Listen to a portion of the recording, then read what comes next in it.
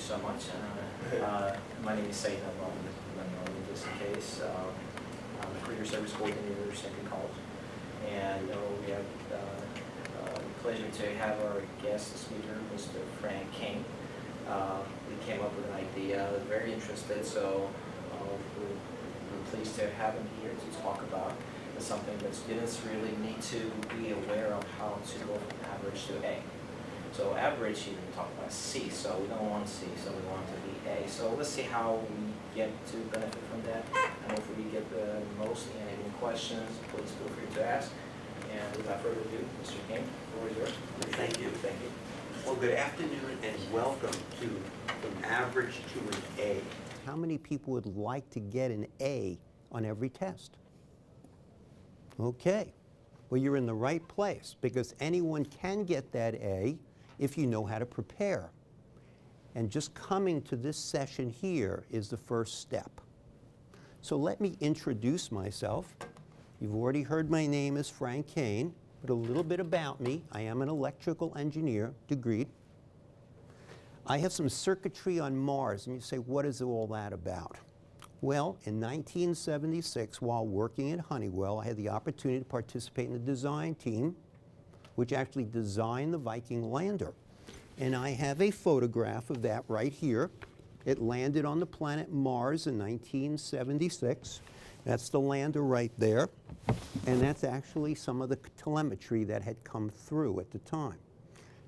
The guys in the back room, when this was happening, all looked around and said, I see it, I see it. We were looking for any form of life. And he was joking. He says, I see the golden arches. McDonald's had already got there. And so anyway, I was very proud of that. That's my claim to fame. I do have an associate degree in engineering technology, a bachelor's degree in electrical engineering, and a master's degree in business. I have had the opportunity to teach for St. Petersburg College, even when it was still St. Petersburg Junior College, for 33 years on and off at the Gibbs campus. I have now had the pleasure of teaching at the University of South Florida for the College of Engineering for the last 5 years, and I've enjoyed that very much. I am a consultant, trainer, and auditor for international quality management systems, and an author. So that's who is standing in front of you, and all of these accomplishments are attributed to what you're going to hear today. My story. In 1963, my parents encouraged me to go to a community college. My dad was going to pay for it. And so I went there, and I tried my best. Unfortunately, I was a CD student, because when the instructor asked me to read a chapter, he said, read chapter 2, I read that chapter 2. I could take a lie detector test. I read every word. But when I closed the book, I had no idea what I read. It just did not stick. And so that was a problem for me. In 1965, I graduated from there. And the lady I was seeing, we got married. And we went and we moved out on Long Island, and I started working at this company, Hazeltine Electronics Corporation. I really enjoyed being a tech there. And we moved into a studio apartment. And during the day, the apartment, since it had no bedroom, it had a bed, which we put bolsters on. It looked like a couch, and at night you had to roll it out. Well, after a year of that, she said, it's time for us to find a home. So we went ahead and we started looking around in the Long Island area, and they were very nice, and we saw some beautiful ones, and every time it came to the last thing, we said, yes, we're going to get it. They said, thank you, but no thank you. You're not making enough annual income. At that time, I was working 6 days a week with overtime. She was working 6 days a week in a hospital, and still we couldn't cut it. So we sat down and said, well, what are we going to do? And the only thing that came up is I had to go back to school. I had to become an engineer. So if I became an engineer, I would get a better salary, and therefore we can get the home that we wanted. So since I was working at the company, I went into the HR department and I said, do you have any benefits? any tuition refund programs? And they said, yes. We'll explain it to you. If you get an A, you get all the money back. If you get a B, you get 85, and if you get a C, you get 70. D and F, forget it. You bought it yourself.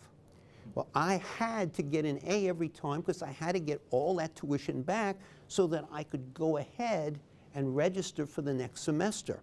And I was going by night, carrying 14 credits, and still working 6 days a week. When I look back today, I have no idea how I did it, but I did it. And so I had to be able to keep on moving to completion. This study method that I conceived out of trial and error, I had to figure a way of improving my own data retention. I tried a lot of things. This one worked. First A I got, I said, wow. Then I got another A, and I said, wow. Then I got another A, and I said, wow, this is really good stuff. And I used it all along, and it became a part of me. I even used it recently for one of those International Quality Management System exams. I sat in a room in Atlanta with 5 other people at the table. We were all separated. I used the same technique. I passed, the other 5 failed. So it does work. So what is this method I'm talking to you about? It's really a 5-step method which ensures your full understanding and data retention. And that's key. And I used it 9 years. And you say, how come 9 years? Well, it's 4 years for the bachelor's degree, but remember I went by night. Then I had to do another year to go from engineering to business and then get a master's degree. So yes, 9 years I used it every time I had to take an exam. I graduated magna cum laude. And you'd say, how come magna cum laude? If you got all A's, why is that not summa cum laude? Well, I got an answer to that. The very downfall, elementary differential equations. I had an instructor who was kind of an oddball. He never gave a grade, only the final exam. And he said, the way I grade is pass or fail. I got an 88 on the final, and I got a C. And he said, if you don't want the C, I'll give you the F. So I had to settle for the C, and that's why it was magna and not summa cum laude. I could have fried him. This process, I'm basically explaining how it works, not necessarily the steps themselves. But it goes ahead and identifies the key thoughts.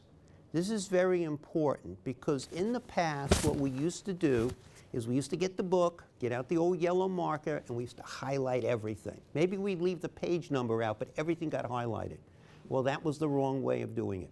You've got to look, read each paragraph, and focus in on the few words that go ahead and tell you what that paragraph is saying. 5, 6 words is all you need. Now, I look at the rest of it as noise. I've coined it as noise because there's a lot of material in there that really means nothing. Some of it supports the thought, some of them is just casual information that has no relevance, but it's needed as a filler if you're going to sell a book. Now, what happens is when you get rid of the noise, you focus on what's really important. You don't waste your time in making your head swell with all that miscellaneous material. And finally, this technique tests your retention. So when you walk into the room and you sit down at that exam and you look at the material, it's already there. You know it. You have the confidence and you get the grade. And if you get the grade, you get the degrees, you get the degrees, you get the career that you want. Nothing can stop you. What does it take to be successful? Well, you have to be consistent in applying this method. And what I mean there is it can't be, well, I'll do it this time and maybe not next time. You're going to get straight A's if you continue to use it. Like anything else, it may seem a little cumbersome the first or second time you use it, but there's a learning curve there. After a few times, it'll be like like the inside of your hand. You'll know it real well. I don't budge or get ready for any exams without it because I know it leads to success. Likewise, if you look at this picture and you wonder what it is, this is a side of my house. A privacy wall that comes out, and right here, somehow or other, this little plant is growing out of the concrete. Well, if that little plant has the determination and perseverance to grow out of the concrete, it will be easier for you to get A's.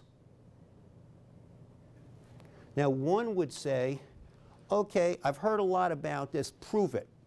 I'm from Missouri, show me. So that's what I'm going to do. This slide contains the first 12 classes of my bachelor's degree and the other 12 of my master's degree. These are actual courses. These were lifted directly from my transcripts. If you notice, A's from top to bottom. I'm an average student, but I know how now to prepare using this tool. Why am I here today? My goal is to share it with you so you can be successful and you can go ahead and get the career that you have in your heart, that you want to do. As an educator, I see that too many people, too many students will go ahead and they'll take a few exams, not do so well, get discouraged, and drop out. And then there's a loss of a great opportunity. I don't want to see that happen. I want to see everyone successful.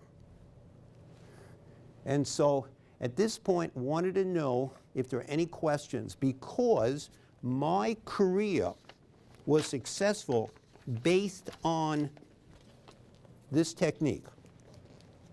As part of my colorful career at Honeywell, I took part in the Space Shuttle program.